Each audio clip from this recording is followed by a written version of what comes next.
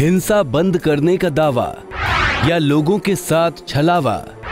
योगी के युग में जलता सहारनपुर। प्रदेश में हिंसा बंद करने का दावा कर सत्ता में आने वाली योगी सरकार के लिए सहारनपुर हिंसा सिरदर्द से कम नहीं है। योगी सरकार इस हिंसा को रोकने में नाकामयाब रही है। पिछले 1 महीने में सहारनपुर में जातीय हिंसा की 4 घटनाएं घट चुकी हैं, लेकिन योगी की पुलिस इस हिंसा को रोक नहीं पा रही है। हिंसा रोकने के लिए कई गिरफ्तारियां हुई, कई अधिकारियों के तबादले हुए, लेकिन हिंसा रुकने के बजाय और विकराल होती जा रही है। कैसे शुरू हुई हिंसा? हिंसा की शुरुआत महाराणा प्रताप जयंती के दिन होने वाली शोभा यात्रा से हुई। यात्रा को लेकर नाराज दलित समुदाय का कहना था कि अप्रैल में उन्हें अंबेडकर जयंती के मौके पर ऐसी ही शोभा यात्रा निकालने की इजाजत नहीं मिली थी। इसी बात को लेकर ठाकुर समुदाय और दलित समुदाय के लोग आमने सामने हो गए और फिर एक के बाद एक हिंसक झड़पें होने लगी। हिंसा के बीच कैसे शुरू हुई राजनीति? विधानसभा चुनाव में बीजेपी से मात खाकर बैठे विपक्ष को सहारनपुर हिंसा के बाद जैसे एक नया मुद्दा मिल गया। विपक्षी नेता एक एक कर सहारनपुर का रुख करने लगे। सबसे पहले सपा नेता महबूब अली, उनके बाद कांग्रेस नेता राज बब्बर और फिर बसपा सुप्रीमो मायावती सहारन पहुंची। सभी नेताओं ने पीड़ित लोगों से मुलाकात की, तो वहीं मीडिया के सामने उनके निशाने पर सिर्फ योगी सरकार ही रही। आज जहाँ पर हम शिवरीपुर में गए, जहाँ पर देखा वो घटना हुई, हम दोनों पक्षों से मिले हैं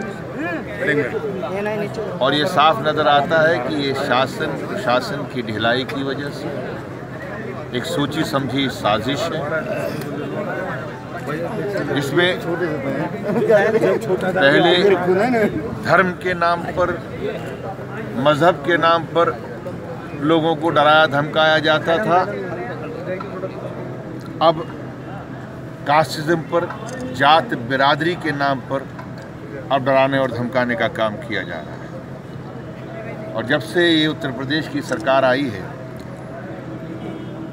ये चीज़ बढ़ती चली जा रही है और पटके पहनकर लोग जिस तरह से दंगाई बनते चले जा रहे हैं, ये चिंता का विषय है। ये किसी जात बिरादरी या किसी धर्म मजहब की बात नहीं है, बल्कि समाज का हर वर्ग इससे ग्रसित होगा, इससे त्रसित होगा। यहाँ पर कौन ऐसा है जो बचा हो? पुलिस वाले यहाँ मार खाए, प्रेस वाले यहाँ मार खाए,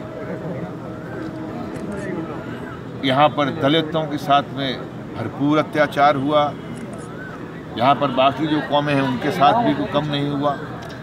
तो ये सोचने की बात है और समाज को एकजुट होकर इस तरह की दहशतगर्दी का मुकाबला करना चाहिए। ये हमने अपील की। आप घटनास्थल का मुआयना कर गए हैं, इसके लिए क्या देखा, किस तरह के किसके लोगों को? यहाँ पर अभी तक सरकार ने, उत्तर प्रदेश की सरकार ने किसी तरह की उन परिवारों को राहत नहीं दी जो शायद भी 58-60 घरें जो जलाए गए हैं, वहाँ पर ना तो परिवारों को कोई राहत मिली है, जिनकी ना मवेशियों को किसी तरह का दाना चारा मिला है, ना बीमार जो अस्पतालों में पड़े हुए हैं, जो घायल पड़े हुए हैं, उनको किसी तरह की राहत या किसी तरह की इलाज की सहूलियत नहीं। सर, इसके पीछे जिम्मेदार किसको मानते हैं? मैं जिम्मेदार मानता हूँ यहाँ पर जिस पार्टी की सरकार के उसके बड़े नेता ने यहाँ पर शुरुआत की है, और ये पार्टी की जिम्मेदारी है, क्योंकि पार्टी के ही जो पहनकर वो पटके जो हैं, जो आजकल जो एक फैशन हो गया है, वो पटके पहनकर जो है उन्होंने ये इस तरह का